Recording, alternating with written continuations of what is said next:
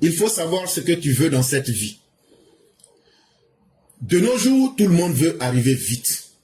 Mais j'ai appris que ce qui a vraiment de la valeur prend toujours du temps. Qu'il n'y a pas de raccourci sans prix à payer plus tard. Comme je vous le disais, le fait que nous lisions cette pensée de Denzel Washington, c'est pour amener les gens à comprendre ce que c'est que la vie en réalité. Quand tu ne sais pas ce que toi-même tu veux dans cette vie, tu ne peux pas obliger tes parents ou tes connaissances ou la vie elle-même à t'offrir ce qu'il y a de meilleur. Toi, tu ne veux pas te battre. Toi, tu ne veux pas souffrir. Tu vas chercher les raccourcis. Tu vas penser que la vie, là, tout va tomber du ciel. Or, quand tu prends un raccourci, il y a un prix à payer plus tard.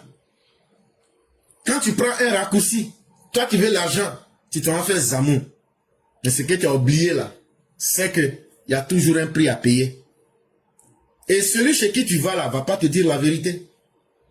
Quand toi tu veux diriger un peuple, mais tu t'en vas prendre des mauvaises informations, tu sabotes ce peuple, tu ne fais que mentir pour pouvoir avoir le pouvoir. Mais tu t'es pas apprêté réellement pour venir au pouvoir. Quand tu auras le pouvoir là, on va voir, comme on le dit chez nous là, ton cul sera dehors parce que ton caleçon, on va voir que c'est gros mais il n'y a rien dedans. En réalité, tout ce qui a de la valeur là, ça ne vient pas facilement, hein. Tout ce qui est important dans ta vie, tout ce qui va être utile dans ta vie, pour que toi-même demain tu t'assères pour dire, moi aujourd'hui là, je peux aider, et puis ça va pas me coûter quelque chose. Ou bien aujourd'hui là, je peux aujourd'hui m'asseoir pour dire vraiment Dieu merci là. Tu vas souffrir d'elle. Parce que dans cette vie là, chaque chose qu'on obtient là, il y a un sacrifice. Ah non, alors on va faire sacrifice, tu auras l'argent, mais alors on va faire sacrifice, là ta vie va aller. C'est faux. C'est faux. Il n'y a aucun sacrifice sans travail. Et il n'y a aucun travail sans sacrifice. Nous on est venus en Occident là, on a sacrifié l'amour de nos parents. On a sacrifié ce qui est beau, la beauté de notre pays. Et on est en train de devenir esclave ici. C'est le prix à payer. Quand tu rentres dans le mariage là, il y a le prix à payer. Mariage, Juliette et Roméo là, c'est dans le roman. Mais dans la vraie vie là, il n'y a aucun couple parfait. Ah, mais le premier ministre Moussa Bagayoko, lui, moi quand je le vois là, sa vie est parfaite. C'est faux. Allez lui dire que moi j'ai dit, que Fantomas dit que c'est faux. Oshi Mini, quand je le vois, lui, il brille tout ça là. Hey, tout le monde cache ses problèmes. C'est comme ça. Nous tous là, on a des sacs de problèmes. On peut peser 100 tonnes. Mais la vie veut que par dignité là, quand tu sors dehors là, tu laisses ça. Tu laisses ça. Et puis, tu te donnes l'air de quelqu'un qui doit être respectable pour continuer la vie. Parce qu'il n'y a pas de vie sans problème. Donc si toi, ou même si moi-même qui parle là, je pense que je vais obtenir quelque chose facilement, c'est que je suis en train de perdre mon temps. Tout ce qui est grand s'obtient difficilement. Et quand tu obtiens quelque chose difficilement, est-ce qu'on doit te conseiller de pouvoir garder ça avec jalousie et de garder ça avec grandeur et hauteur d'esprit? Donc, aujourd'hui, qu'est-ce que nous remarquons? Dans la société ivoirienne, tout le monde veut tout, vite et facilement. C'est ça aussi qui détruit notre société. Quand vous prenez les politiciens, eux tous veulent les raccourcis. S'ils ne veulent pas les coups d'État, c'est la désinformation, c'est les mauvaises nouvelles, c'est tout ce qui peut, c'est le chemin de la honte, pourvu qu'eux arrivent au sommet. Mais quand tu arrives au sommet que tu n'étais pas prêt là, ça donne le résultat babo. Ah non, votez-moi d'abord, après je vais vous dire ce que je vais faire. Parce qu'il n'était pas prêt. Maintenant quand il est venu là, chaque matin, il improvisait.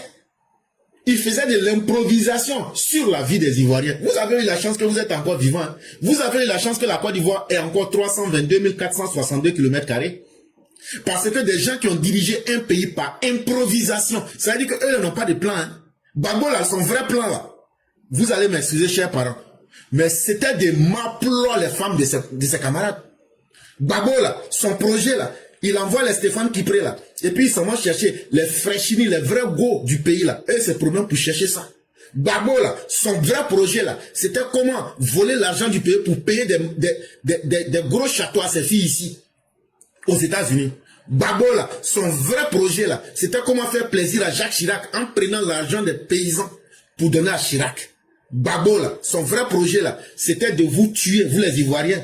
Parce que quelqu'un qui vous tue là, est-ce que tu peux lui demander de construire ta vie? Il va te dire non, non, non, il y a une manière de construire ta vie. Je vais t'emmener au paradis de Jésus et puis au paradis des prophètes des musulmans. C'est là vous avez vu ce qu'on n'a jamais vu. Les charniers. Charniers là, c'est un tombeau. Tu vas retrouver au moins 500 personnes dedans. C'est sous Gbagbo on a connu ça. Et puis il y en a par dizaines, voire même par centaines dans tout le pays. C'est qu'on connaît, c'est ce qu'on vous dit. Il y a charnier de Yopougon, il y a charnier de Guitronzon, il y a charnier de Monokozoï, il y a le puits. Il y a le puits de quartier Belleville, Belleville à Djokwe. On peut vous citer ça comme ça. Et ça n'a pas suffi. Il a pris les Libériens, les mercenaires, pour commencer à tuer les gens. Chaque fois, ils mettent les gens en parole. Il dit, si vous êtes en paix, pour venir me demander programme là, c'est parce qu'on vous a laissé le temps d'avoir la vie sauve. Allez demander à nos parents de l'Ouest comment ils étaient. Oh, tout ça, c'est Gbagbo qui avait provoqué. Amadou Ouremi là, c'est Gbagbo qui l'a fait venir. Gbagbo l'a utilisé. Il n'était pas en zone rebelle, il était en zone gouvernementale. Gbagbo l'a utilisé contre les gens du RDR, PDCI. Mais après là, Amadou Ouremi s'est retourné contre les guerriers pour les tuer. Mais Gbagbo, s'il dit c'est faux là, ils n'ont qu'à sortir avec les Oulaye Hubert. Sortez puis venez dire la vérité. Ou même venez contester. Bon, ils vous ont fait tout ça là. C'était pas en réalité pour vous aider, hein. C'était pour que vous mouriez en masse. Et Gbagbo vous l'a dit. Quand vous êtes partis pour lui souhaiter Yako, quand il est arrivé là, vous les gens de l'Ouest, qu'est-ce qu'il vous a dit? Que ce n'est pas pour lui que vous êtes morts. Ça devait sonner comme des alarmes dans vos têtes. Si ce n'est pas pour lui là, c'est comme si Alassane Ouattara vient dire que les militants du RDR ne sont pas morts pour lui. Mais vous là, vous n'avez pas encore pris leçon de ça, vous continuez. Qu'il n'y a pas de raccourci sans prix à payer plus tard. Que si tu dois forcer quelque chose pour que ça rentre, c'est que ce n'est pas ta place. Et puis un homme dans la vie, il faut savoir toi-même te connaître. Le Tao Te Ching nous enseigne. Le Tao Te Ching, c'est un livre religieux qui date de 3000 ans avant la Bible. Et le prophète des musulmans vient répéter la même chose. Si tu veux adorer Dieu, apprends d'abord à savoir qui est véritablement Dieu. Ces deux paroles-là, pour ceux qui ne savent pas, c'est deux choses complètement différentes. Mais quand tu fais l'exégèse, quand tu fais l'analyse profonde, c'est la même parole. Toi, tu vas adorer Dieu sans toi-même te connaître toi-même, sans connaître tes faiblesses, sans connaître tes forces. Donc quand tu vas apprendre à connaître tes forces et tes faiblesses, travaille sur tes faiblesses. C'est ce qu'on appelle ton enfer. Parce que c'est ce qui va te dévaluer. Et c'est ce qui va t'amener toujours vers la chute. C'est ça qu'on appelle tes enfers. C'est pourquoi l'islam dit qu'il y a 7 portes du paradis. Les 7 portes du paradis. On a dit, connais-toi toi-même. Quand tu te connais véritablement toi-même, tu connais tes forces. Et tes forces, ce sont tes paradis. Il y a quelque chose que toi, tu peux faire. Tu peux le faire, ce n'est pas difficile pour toi. En termes de bien faire les choses, il y a des gens, tu vas trouver, ils sont généreux. Il y a des gens là, eux, ils peuvent être parmi les gens, ils peuvent parler pour raccommoder les liens entre les gens. Il y a des gens, eux, peuvent parler pour apaiser. Il y a des gens, eux, peuvent, à travers peut-être la force physique ou intellectuelle, aider les gens. Il y a des gens, eux, ils ont appris une science et ils brillent dans cette science. Donc, la force que Dieu t'a donnée, qui peut être utile à toi-même et à ta société. Et quand toi-même tu fais, ça ne te coûte rien, mais les autres trouvent ça extraordinaire là. C'est ça ta porte du paradis. Si Dieu ne t'a pas fait généreux, faut pas te forcer à être généreux. Mais il y a une qualité en toi, c'est cette qualité-là qu'il faut que tu développes. Et quand toi tu fais ça, les gens disent, mais waouh, il est fort, il fait ça. Mais pourtant, pour toi, ce n'est rien. C'est ça ta porte du paradis. Et c'est ta voie qu'il faut suivre. Toutes les religions sont une vérité. Mais toutes les religions ne mènent pas au salut. Parce que le salut, là, il est d'abord personnel. On ne rentre pas au paradis en convoi. Pour dire, non, nous, ça, c'est notre groupe, là, nous, on a décidé, donc, voilà, nous, on était en colonie de vacances, donc, nous, on veut rentrer. Non, non, non, non, non, non, non. Même si vous êtes papa, même papa et puis maman, là, chacun va rentrer individuellement dans son paradis comme dans son enfer. Donc, quand tu décides de faire quelque chose, quel que soit ce que tu veux faire dans cette vie-là, toi-même, tu vaux quoi?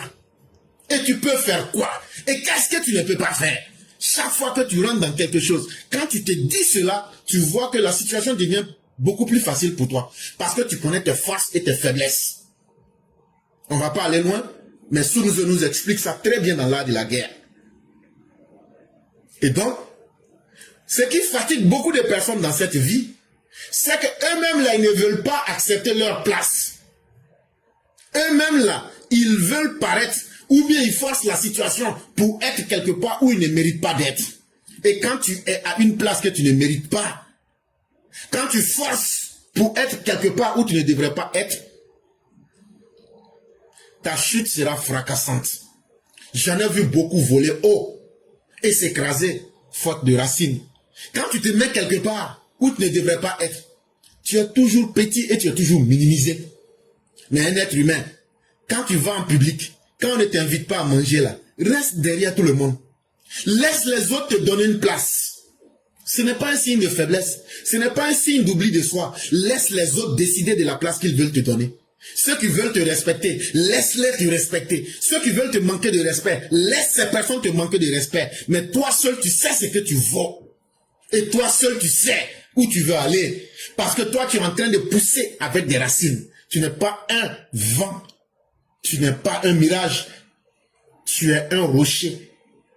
Et ce rocher-là doit être capable de pousser des racines pour devenir une montagne. Et c'est pourquoi tu prends ton temps. Et parce que c'est toi qu'on appelle le Dieu vivant. C'est toi le surhomme. C'est toi celui-là qui a pu se vaincre. Et celui-là qui va aller loin, mais en ayant des racines. Celui-là qui ne veut pas devenir un simple vent qui est de passage. Est-ce que tu peux arriver à cet état si tu n'es pas vrai avec toi-même? Parce que celui qui refuse d'être vrai avec lui-même, la réalité aussi t'abandonne. Et quand la réalité t'abandonne, tu vas toujours te retrouver, tu vas penser que c'est la vie qui est contre toi, tu vas penser que c'est Dieu qui est contre toi, tu vas penser que c'est la nature qui est contre toi, alors que ton premier ennemi c'est toi-même. Ton premier ennemi c'est toi-même, parce que la réalité là tu ne peux pas changer. Le monde là tu ne peux pas changer. Mais si tu changes toi-même, ta personne, ta manière de voir le monde, et si tu le fais en connaissance de toi-même et en acceptant la réalité, tu vois que les choses deviennent faciles. Et ça nous ramène dans l'école des stoïciens pour dire, en vérité, tout ce dont nous avons capacité sur, c'est notre responsabilité. Ça veut dire, dans la vie là, quand il y a quelque chose, et puis moi-même là, j'évalue mes forces et mes faiblesses, et puis je ne peux rien faire là. Frère, il faut laisser tomber. Il ne faut pas te fatiguer. Tu as marié un homme, tu as marié une femme, il te crée trop de problèmes. Mon frère, est-ce que ta vie n'est pas mieux? Je n'encourage pas au divorce. Mais j'ai dit, ah non, si tu divorces là, nous-mêmes dans notre village là, on dit quand on divorce là, l'arbre qu'elle va sécher. Hey, mon frère, l'arbre n'a pas séché, non, on s'en fout de ça. On ne rentre pas dans un mariage comme pour finir en enfer.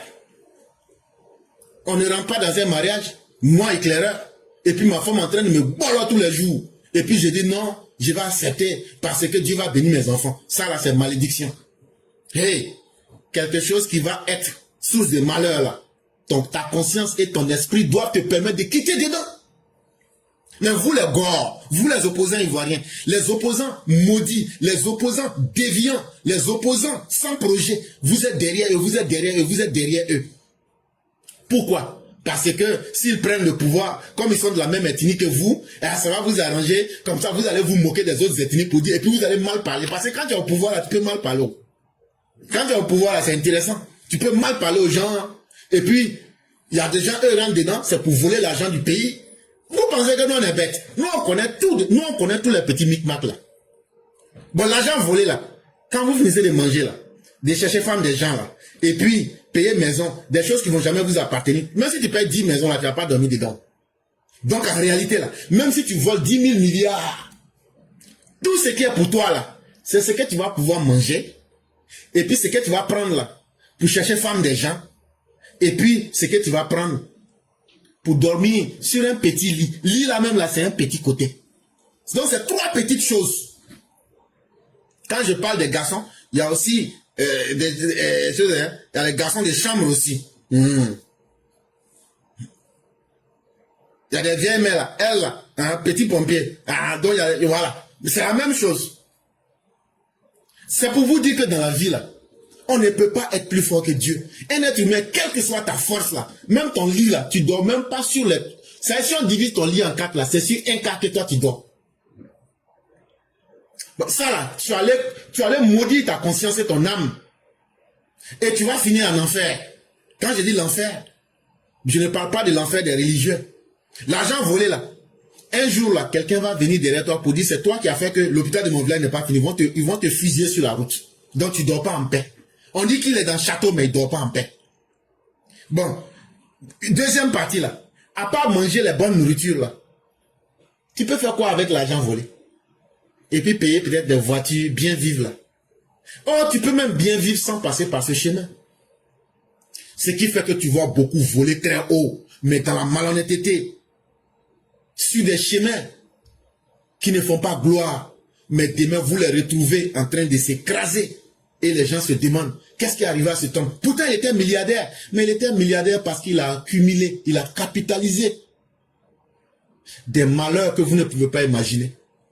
Mobutu que vous voyez là, au Maroc là, moi, j'ai travaillé avec la bonne, sinon l'une des bonnes de Mobutu. J'ai travaillé avec cette dame pendant un très bon moment. Ce n'est pas moi, j'ai vu d'elle. C'est elle qui m'a dit. Parce que dans la vie, là, ta bouche, là, c'est ton enfer. Quand tu n'as pas vu, quand moi, je n'ai pas vu quelque chose, je dis, je n'ai pas vu. Elle m'a dit qu'un jour, ils étaient au Maroc là-bas, c'est une Marocaine. Et puis, bizarrement, ils ont vu des conteneurs qui sont venus. Et que dans les conteneurs, là, eux, ils ont vu des choses qui ressemblaient à des humains. Séchés. Et que quand les gens ont ouvert là, ils ont vu que c'est singe. Quand ils venaient manger.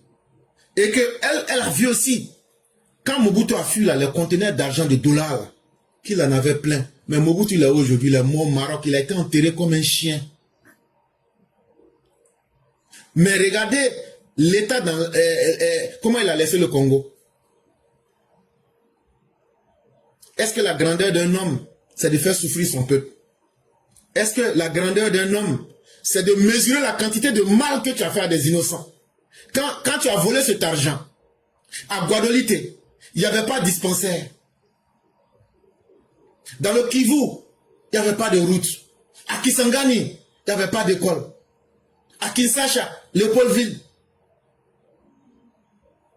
il n'y a pas de centre de santé. À Ouagayo, tu as dirigé. Tu n'as pas pu construire même un collège digne de ce nom. Babo.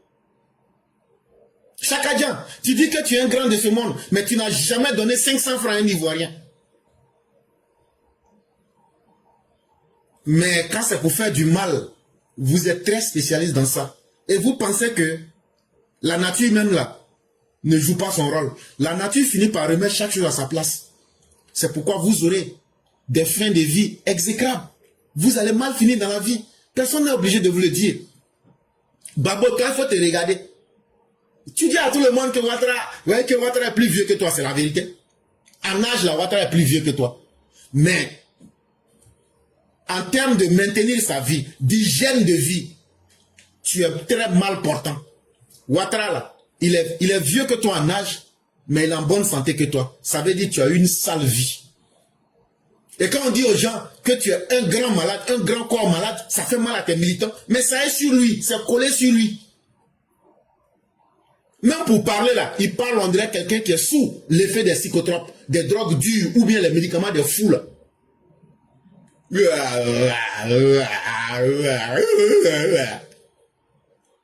Quand on te pique avec les médicaments de fou là, les derniers cris là, c'est comme ça que tu parles.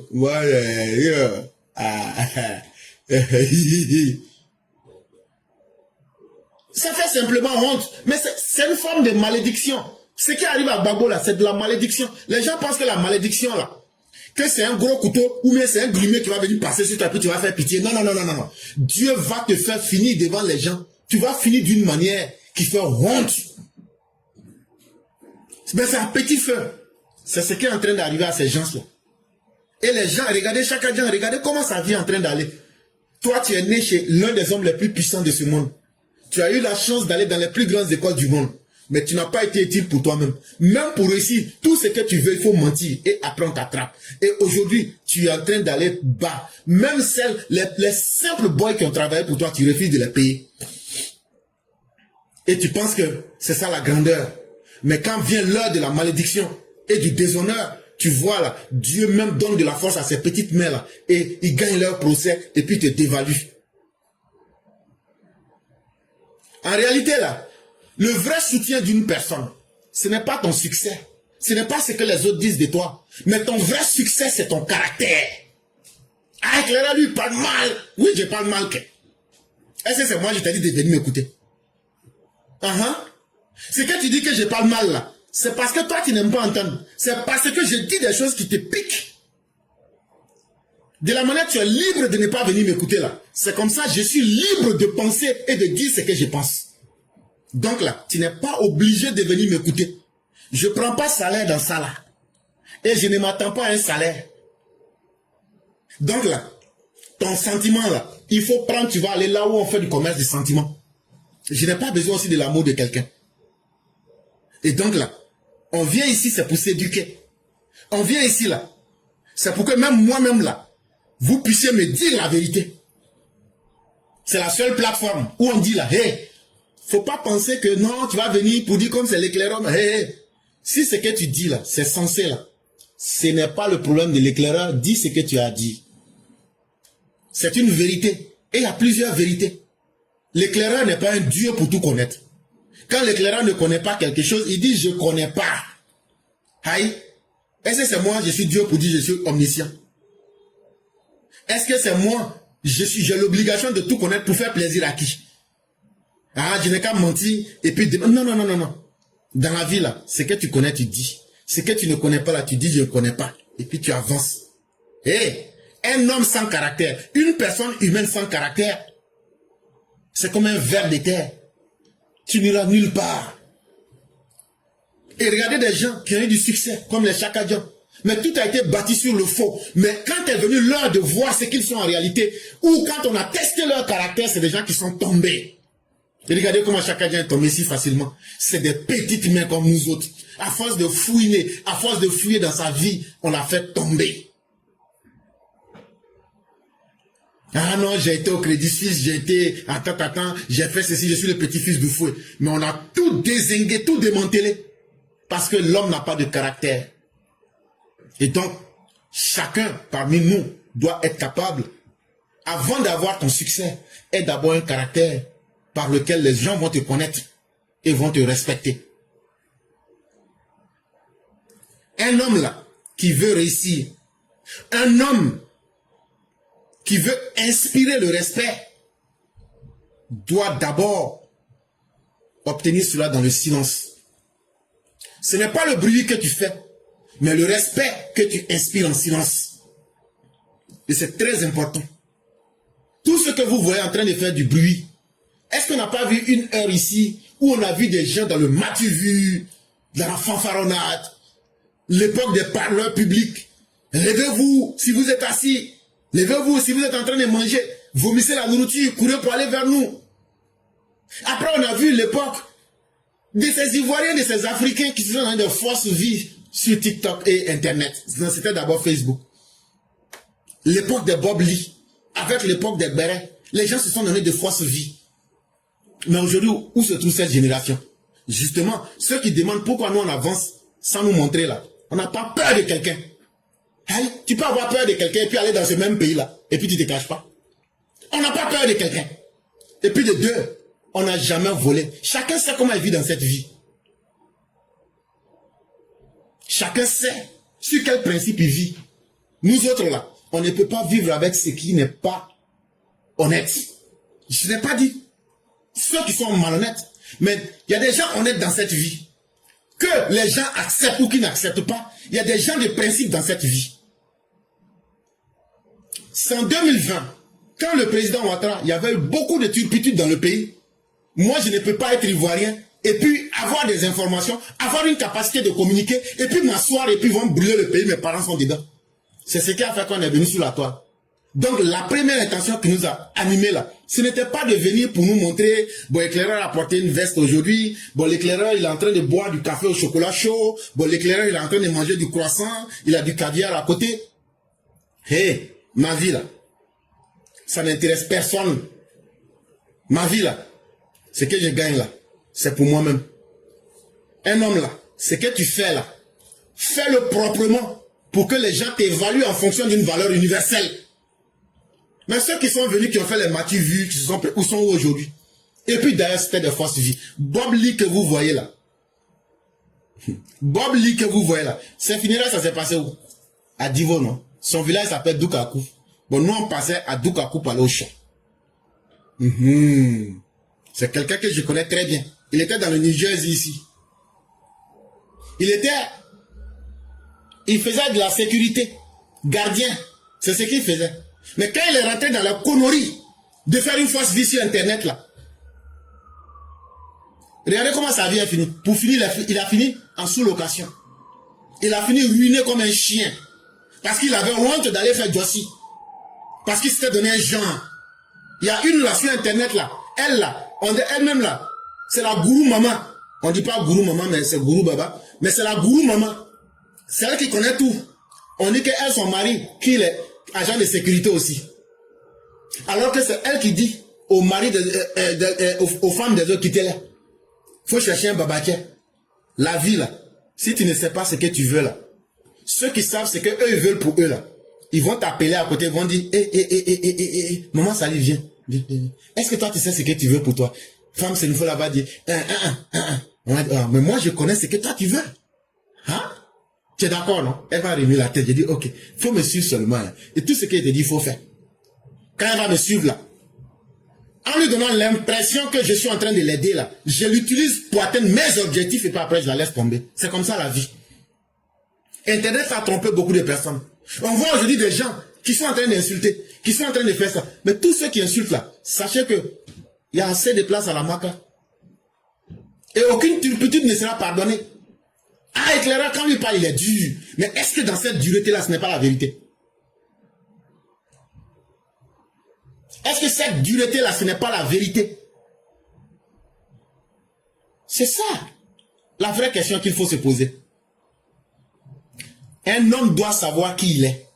Et quand tu sais qui tu es, tu ne cours pas. Tu marches avec assurance. Et ça, c'est très important dans la vie. Il faut être capable de dire, voilà ce que je suis. Et les hommes seront obligés de me respecter en fonction de ça. Ou bien les hommes vont me détester en fonction de ça. Il faut que tu aies de l'assurance. Ça ne veut pas dire que tu es l'homme le plus fort. Ça ne veut pas dire que tu es l'homme intouchable. Mais ça veut dire que tu vas obliger le monde à savoir que toi, tu as un caractère. Tu sais qui tu es. Et c'est pourquoi tu ne cours pas. Et j'aime bien cette citation des gens du Mandé qui disent que Sayaka Fisani Maloyaï. Aujourd'hui, il y a beaucoup d'indignes qui prononcent parce que leurs ancêtres prononçaient ça. Mais ça veut dire que la mort vaut mieux que le déshonneur ou l'humiliation. Mais en réalité, quelle est l'idée et la pratique derrière cette parole? C'est que dans le Mandé, la parole est sacrée. Comme dans toutes les cultures africaines, la parole est sacrée. Parce que nous sommes une tradition d'oralité. Nous sommes une tradition. Quand on doit bénir quelque chose là, on prend l'eau, on verse. C'est plus tard que les gens vont mettre les jeans avec les boissons dedans. Sinon, l'eau même est suffisante. L'eau suffit. Les vrais traditionalistes savent. L'eau suffit. Une société où les gens parlent, où on se donne des engagements, celui qui trahit son engagement, tu n'es plus considéré comme un être humain. Et quand tu n'es plus un être humain, tu es un animal. Est-ce qu'un animal peut vivre parmi les humains? C'est pourquoi dans le Mandé, les gens préféraient parler, être détestés, être combattus, mais ils ne baissaient jamais la tête. C'était ça leur tradition, c'était ça leur coutume. Parce qu'ils étaient sûrs de ce qu'ils faisaient. Parce qu'ils savaient qui ils étaient. Et aujourd'hui, ce ne sont pas les Maliens qui peuvent se comparer à ce vrai Mandé. Parce qu'il y a la construction imaginaire du Mandé. Et puis, il y a l'empire du Mandé qui veut monter. Du Mandé. Et il y a l'empire du Mali, né de la colonisation, qui veut voler une histoire. L'empire du Mandé n'appartient pas au Mali. Surtout le Mali actuel. Il y avait le Sénégal, il y avait la Gambie, il y avait la Guinée, il y avait une partie de la Côte d'Ivoire, il y avait une partie du Ghana, il y a une partie du Burkina Faso comme les Bobo du Lasso et autres. Au Ghana, vous retrouvez les Oumaka. Au Sénégal, vous retrouvez les Diola. Vous voyez comment je suis très clair dans ce que je dis. Je suis très clair dans ce que je dis. Je vous donne des lieux et je donne des gens que vous pouvez aller voir. Vous partez à Bobo Dioulasso. Pourquoi ça s'appelait Bobo Dioulasso? Les Bobo et les Dioula, le coin qu'ils ont pu conquérir. À la 3e bataille de Kirina, ils sont venus prendre Bobo Tchefin comme un membre du contingent pour pouvoir vaincre Soumangourou Kanté. Des gens qui ne connaissent pas leur histoire, qui s'amusent à trafiquer le réel, ça fait très mal. Il y a la Gambie, le sud de la Mauritanie. Et vous les bêtez là, c'est de là-bas que vous venez. Vous les bêtez là, il y a un des détachements de vos ancêtres au Burkina Faso actuel. Est-ce que vous apprenez? Quand je parle de Zoukoubeli, vous ne me demandez pas c'est qui. Demandez-moi, hey, quand quelqu'un a appris là, et puis il connaît. Quand tu ne connais pas là, les fables et les légendes d'Abla Pokou là, faut mettre ça à côté. Faut aller vérifier puis tu viens. En Sierra Leone, en Guinée actuelle, le tambour sacré du Mandé se trouve là-bas. Le fétiche du Mandé se trouve là-bas, à Niani. Est-ce que ce que je dis là, c'est des choses que vous ne pouvez pas vérifier? Ça se trouve au sud de la rivière Sankarani. Est-ce que ce sont les Blancs? On n'a pas attendu les Blancs pour que nous on connaisse notre histoire. Parce que tous nos ancêtres n'étaient pas morts le même jour. Et il y a eu des gens qui sont restés dignes dans leurs paroles. On s'est assis avec ces personnes. On n'a pas fait qu'apprendre dans les livres. On allait aussi sur le terrain pour prendre la réalité, comparer avec ce qu'il y a dans les livres pour faire une synthèse. On a aussi laissé tomber les mythes et les fables de Soumyata Keïta pour reconnaître les vraies vérités.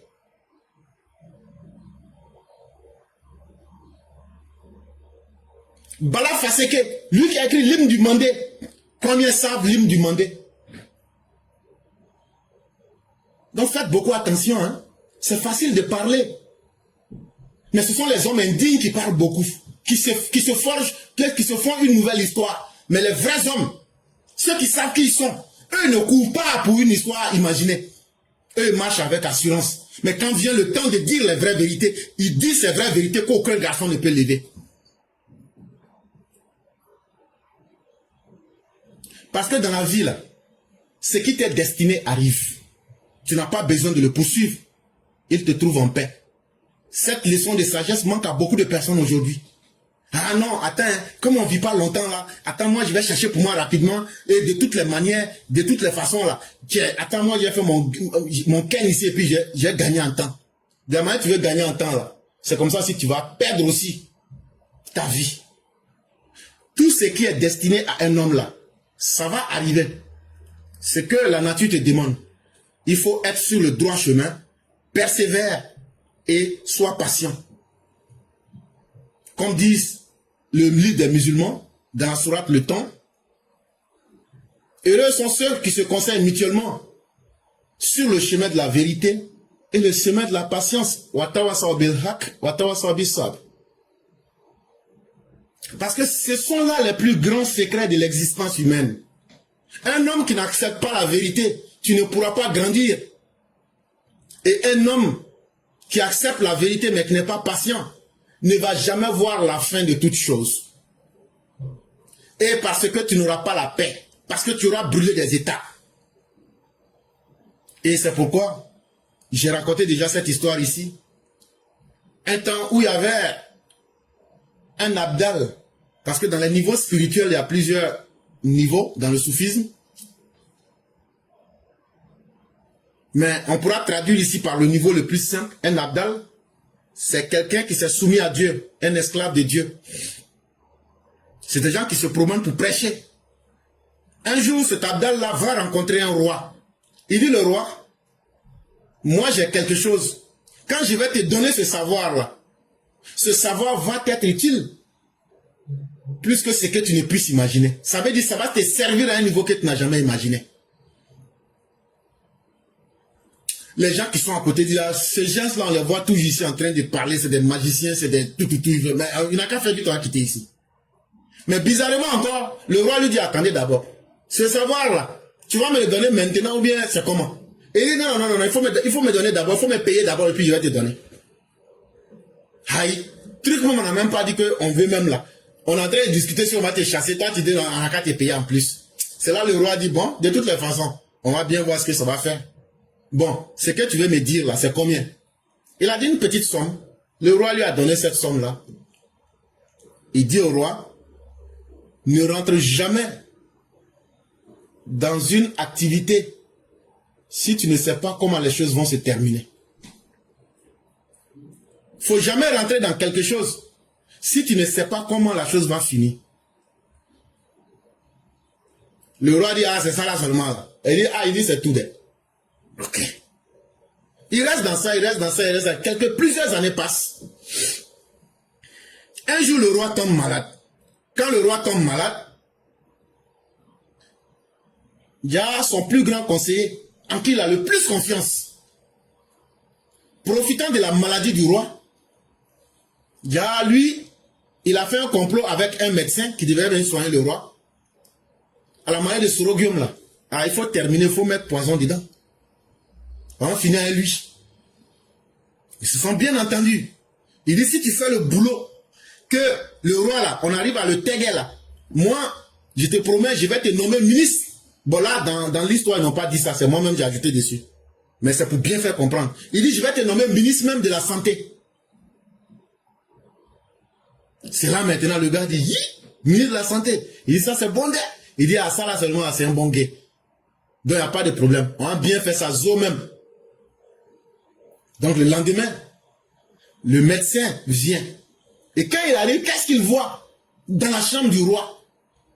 C'est écrit partout. Sur le lit, sur le drap, sur comment on appelle le mur, sur les objets, sur les tableaux. C'est écrit, ne rentre jamais dans une activité tant que tu ne sauras comment les choses finiront. Aïe, il tourne la tête à gauche, c'est la même parole. Il regarde ce qui est devant lui, c'est la même parole. Il regarde la porte, tout est écrit là-bas. La parole là a commencé à avoir un effet sur le docteur. Le docteur qui était censé finir avec ce monsieur-là s'arrête et il commence à prononcer la parole. Ne rentre jamais dans quelque chose tant que tu n'as pas la garantie de savoir comment la chose finira. Et pour finir, il répète la même parole, parce que ça a eu un effet sur lui. Il a compris que, à travers cette parole-là, s'il tue le roi là, est-ce que c'est sûr que celui qui lui a promis qu'il va le nommer ministre là, est-ce que ce dernier va le nommer? Pourquoi? Parce que quelqu'un qui a trahi, trahira. De la même manière que ce monsieur qui a vécu longtemps avec ce roi, s'il a pu trahir ce roi là, est-ce que c'est lui le médecin qui ne va pas trahir?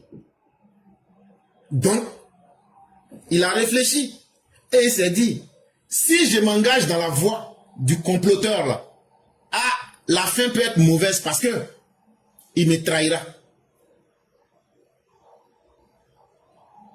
Donc, finalement, il a refusé et il a dénoncé le conseiller du roi. Parce qu'en réalité, ce qui était destiné arrivera. Et le roi a nommé ce monsieur ministre pour la confiance. Les gens jouent aujourd'hui. Ah, toi tu es là, tu es en train de prêcher sur Internet. Toi tu es là, tu mets ta vie en danger. Toi tu es là, tu te bats pour les gens là. Hey, mais tu gagnes rien dedans, mais tu ne cesses pas. Une fois même là, on me dit dans mon village là-bas que quand on dit que ton oncle est mort, j'ai dit qui? On dit ton oncle Ahmed, mais depuis quand Dida est devenu Koyara? On dit à ça, non, au village là-bas, c'est ce qu'ils m'ont dit. On dit ton oncle est mort. Ça veut dire quoi? On t'a abandonné. La voie que tu as pris là, c'est ton, si tu gagnes, c'est que tu gagnes là, c'est pour toi. Mais nous, on voit que tu ne gagnes rien. Mais tu es dedans seulement. Il faut continuer.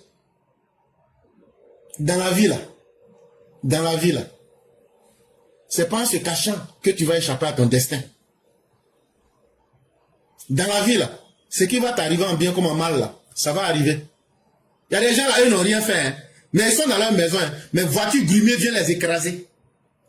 On demande au chauffeur de... Lui me dit, je ne comprends pas. Dans la vie, là, mieux vaut faire quelque chose que ne rien faire. Ma vérité, là, si je dois mourir avec elle, qu'il en soit ainsi. Le chemin que j'ai pris, là, si c'est un mauvais chemin, que Dieu me récompense en fonction de ça. Moi-même, je suis prêt à ça. Je suis prêt à ça. Mais moi, là, je ne vais pas poursuivre quelqu'un. Je ne vais pas blâmer quelqu'un. Je ne vais pas aussi demander pitié à quelqu'un. Que Dieu me donne la force d'aller faire mon jossi. Que Dieu me donne la force de vivre dignement. Que Dieu me donne la force de manger quelque chose qui est honnête. Là, comme ça, là, je vais continuer à parler mal. Parce que je vais dire, là, ce n'est pas Ouattara qui me nourrit. Si je peux dire que ce n'est pas Ouattara qui me nourrit, là, ce n'est pas ces ministres qui vont venir dire non, il faut courir derrière nous. Je m'en fous. Je trace mon chemin parce que j'ai confiance en moi-même. Et je fais ce que je dois faire.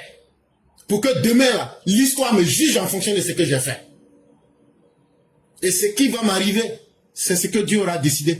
Mais en tant qu'un humain, ma conscience est légère. C'est que le peu que j'ai appris, avec honnêteté, j'ai partagé ça avec mon peuple. Et j'ai partagé ça avec des humains qui veulent évoluer. Et je n'ai jamais eu l'intention de mettre quelqu'un dans la difficulté, inutilement, ou même de mentir à quelqu'un.